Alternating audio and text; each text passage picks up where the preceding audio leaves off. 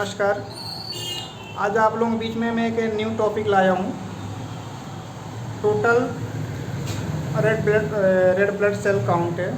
इसका फुल नाम होता है शॉर्ट नाम होता है आरबीसीएस, और ये हमारे ब्लड में पाया जाता है। ये ब्लड का एक पार्ट होता है जो कि एक सॉलिड पार्ट में पाया जाता है। आरबीसी हमारा जो मेन उसका फंक्शन होता है कि ऑक्सीजन सप्लाई करना और साथ में न्यूट्रिशन का ट्रांसपोर्टेशन में भी हेल्प करता है। ये आरबीसी सेल काउंटर के द्वारा टेस्ट तो लगाते ही हैं। अगर मैनुअली बात किया जाए तो न्यू बर्थ चैम्बर के द्वारा भी किया जाता है।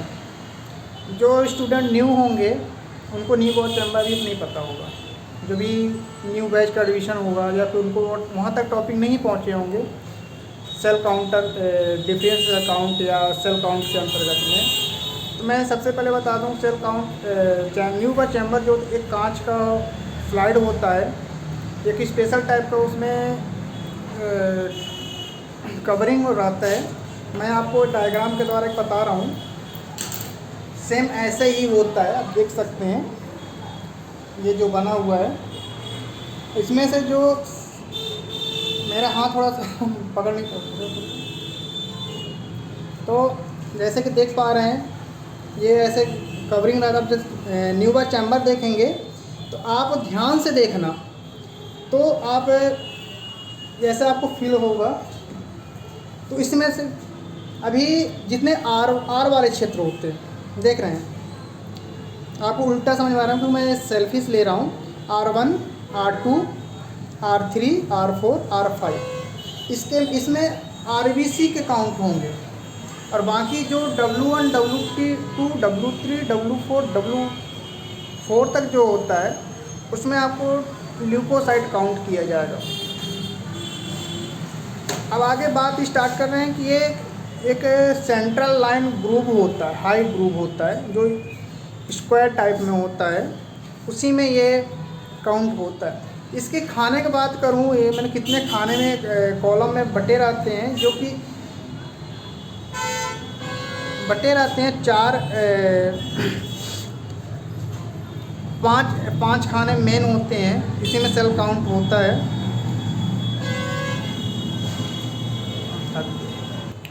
अब हम न्यू बर्थ चैम्बर में थोड़ा डिटेल में पढ़ रहे हैं। न्यू बर्थ चैम्बर जो होता है एच टाइप का होता है, एच शेप में होता है।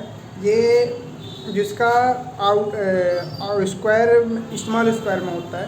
ये rule out up to depth है 1/10 मिलीमीटर में होता है। इसको डेप्थ फैक्टर बोला जाता है। और इसका टोटल रूल्ड एरिया होता है जो कि 9 मिलीमीटर स्क्वायर में होता है। और यह कंसिस्टेंट 5 लार्ज स्क्वायर में होता है आरबीसी काउंट के लिए 5 स्क्वायर में होता है। और 4 स्क्वायर जो होता है, और 4 ये केवल 4 कॉर्नर में ही पाए जाएंगे, जो कि केवल WBC के लिए ही काउंट किया जाएगा। और इसी बीच में जो आरबीसी काउंट के लिए हो तो वो लार्ज और बड़ा होगा, काउंट स्क्वायर बना होगा। अब आरबीसी काउंट के लिए प्रिंसिपल की बात कर रहे हैं। Blood specimen is diluted with RBC diluting fluid के द्वारा ये डाइल्यूटिंग फ्लूइड मिक्स किया जाता है, जो कि आइसोटोनिक सॉल्यूशन होता है। तो इसमें हम एक सा कंपोजिशन देखते हैं क्या क्या होता है। आरबीसी डाइल्यूटिंग फ्लूइड में कंपोजिशन सोडियम साइट्रेट 3 ग्राम होता है, और फॉर्मोलिन 1 ml होता है, और डिस्टिल वाटर 100 ml होता है। तो और आरबीसी पिपेट की रिक्वायरमेंट होगा new birth chamber with cover slip. आपको कवर स्लिप दिखा दूँ, वो तो मैं दिखा सकता हूँ बहुत आसानी से। कवर स्लिप की बात मैं कर रहा हूँ, तो आप ये कवर स्लिप देखिए। तो ये कवर स्लिप होता है, पतली कांच की इस टाइप होता है, पतली कांच की पट्टी होती है, जो कि आपको बहुत बारीकी से समझ में आ रहा होगा। ये है, ये देख सकते हैं। कवर स्लिप के बाद माइक्रोस्कोप की रिक्वायरमेंट होता है, जो कि बेसिकली माइक्रोस्कोप हर कोई देखा है। आप किसी पैथोलॉजी या हॉस्पिटल में जाकर माइक्रोस्कोप हर कोई हॉस्पिटल तो या पैथोलॉजी के चक्कर पे अपने लाइफ में एक बार ज़रूर लगाता है।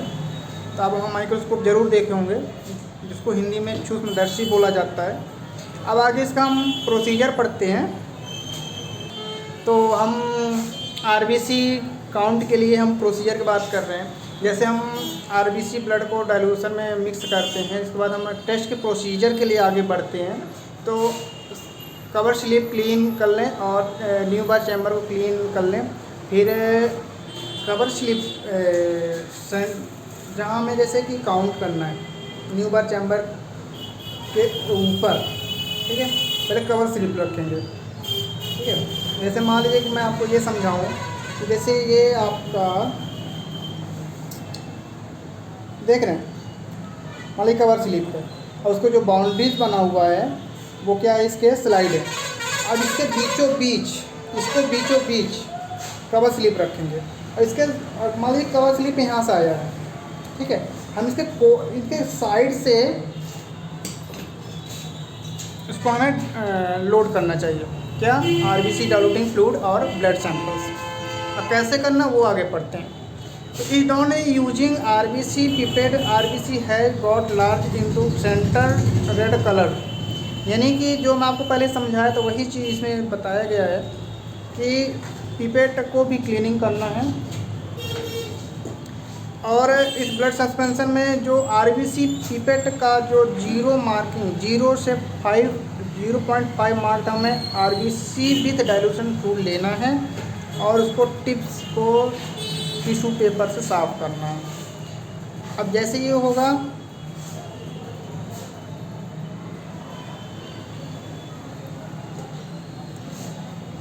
ठीक है, और उसको हमें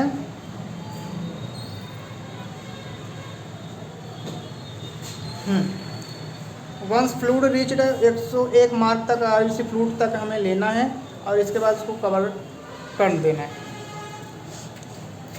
अब इसको चार्जिंग कैसे करना है वही लोडिंग की बात कर रहा था। After dilution keep content room temperature 5 minute, ठीक है। जैसे हम उसमें आरबीसी डाइल्यूटिंग फ्लूइड को जब हम तैयार कर लेंगे और उसमें मिक्स कर लेंगे तो उसको 5 मिनट इंक्यूबेशन कर देंगे और उसे वही हीमोसाइटोमीटर आरबीसी पिपेट के में उसको 101 तक फिलअप कर लेंगे और जो बाकी चीज़ जो बचेगा उसको हम टिश्यू पेपर से साफ कर देंगे। जैसे ही आरबीसी पिपेट में RBC diluting fluid with blood का स्पेसिमेन लोड करेंगे तो एक बार चैम्बर में साइड से बताया, जैसे आपको पहले ही बताया था कि कवर स्लिप के साइड से किया जाता है, जो कि धीरे धीरे वो चार्जिंग लोडिंग होता है और उसमें बबल्स नहीं होना चाहिए।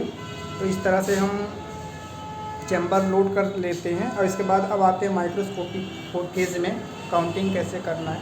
तो सबसे पहले हम क्या करेंगे कि माइक्रोस्कोपी करने के लिए जो हमें सेंट्रल वाली जो दिखेगी, क्या, आरबीसी वाले चैम्बर में खाने में दिखेंगे जो R1 R5 R2 R5 जो सेंट्रल वाले साइड में तो वो WBC के लिए है। तो इसके बेस पर हम आरबीसी काउंट के लिए केवल सेंट्रल में ही यूज करते हैं।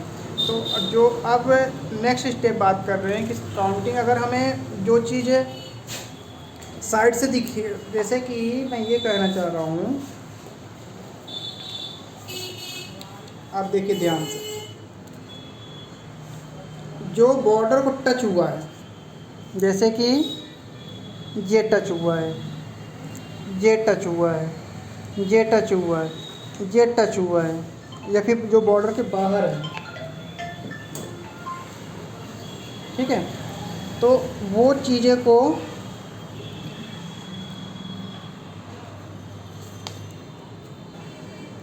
तो मैं आपको बता रहा था जो कि इस कॉर्नर में टच हो रहे हैं, बॉर्डर लाइन में टच हो रहे हैं, उसको हम काउंट नहीं करते हैं। आरबीसी है या डब्ल्यूबीसी हो सेल काउंटिंग के लिए। ऐसे ही प्लेटलेट में भी होता है, जो बीच में सेंटर में है बिल्कुल, हम उन्हीं को काउंट करते हैं।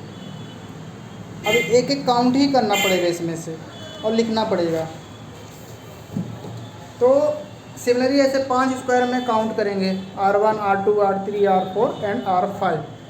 अब इसका कैलकुलेशन फार्मूला क्या होगा कि जैसे हमें आरबीसी काउंट करना था, मुझे को पता नहीं है, और इसकी साइज जो होती मिलियन पर क्यूबिक mm होती नॉर्मल वैल्यू।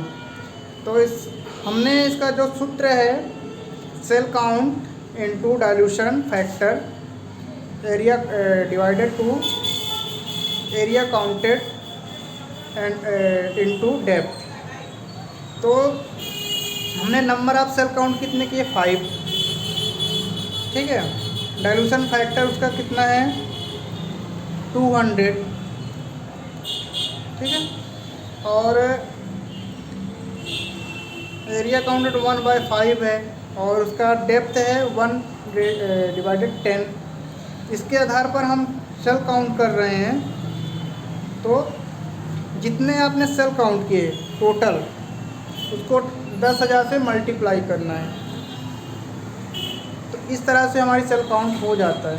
अब इसकी नॉर्मल वैल्यू कर रहे हैं, तो मेल में जो नॉर्मल वैल्यू होती है 4 नॉर्मल वैल्यू की बात करें तो मेल में 4.5 to 6.0 million per cubic mm होता है। तो आप किसी को समझ नहीं है मिलियन क्या होता है। तो मिलियन की मैं बात करूँ तो 10 लाख बराबर 1 मिलियन होता है, यानी कि 4.5 मिलियन यानी कि 40 लाख, ठीक है। 40 लाख बराबर 4 मिलियन हुआ। इसी तरह फीमेल में होती है 3.5 से 4.5 मिलियन पर क्यूबिक mm होता है। अब हमें प्रिकॉशन में क्या क्या सावधानियां बरतनियाँ हैं। जब हम उसका चार्जिंग कर लगाएं चैम्बर को, तो हमें किसी भी तरह का कॉन्टामिनेटेड ना हो, ओवरफ्लो ना हो, साथ में किसी भी प्रकार का अलग से उसमें मॉइस्चर ना हो और बबल्स बिल्कुल ये ध्यान देना। पहली चीज़ तो हीमोसाइटोमीटर में ही अगर हम फ्लूइड लोड कर रहे हैं तो उसमें भी बबल्स वगैरह ना जाए। और हमारी इन क्लिनिकल सिग्निफिकेंस की बात करूं तो ये जो बच्चों में जन्म के समय इनका आरबीसी काउंट हाई रहता है और कुछ समय बाद इनका डिक्रीज भी हो सकता है। ये हीमो कंसंट्रेशन के द्वारा भी ये बढ़ जाता है जब हाई कंसंट्रेशन हो, और पॉलीसाइथेमिया कंडीशन में ये चीज़ होता है। और डिक्रीज लेवल कब होगा, जब ओल्ड एज में ड्यूरिंग प्रेगनेंसी और एनेमिक कंडीशन में। इस तरह से हमारी आरबीसी ये टॉपिक कंप्लीट हो गया है। इसमें आपको जो भी समझ ना आया हो तो हमें कमेंट करके ज़रूर बताएं। इसी तरह से जय हिंद, जय भारत।